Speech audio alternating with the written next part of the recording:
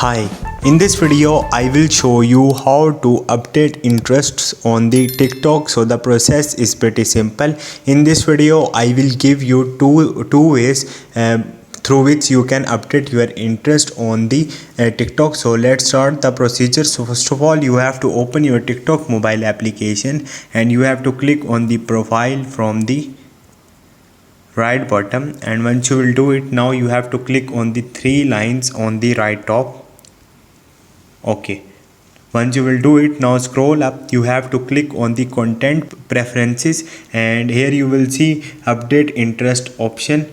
So if you won't find like this here, you can simply go back and open your phone settings, and once you will do it, scroll up and go to the apps and the notification. Maybe your phone have app manager, you have to go into it and you have to open the TikTok mobile application from here.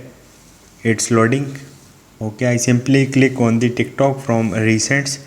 Okay, now you have to click on the storage and the cache, and once you will click on the storage, TikTok will logged out from your device. So simply log into your account again on the TikTok and choose your interest.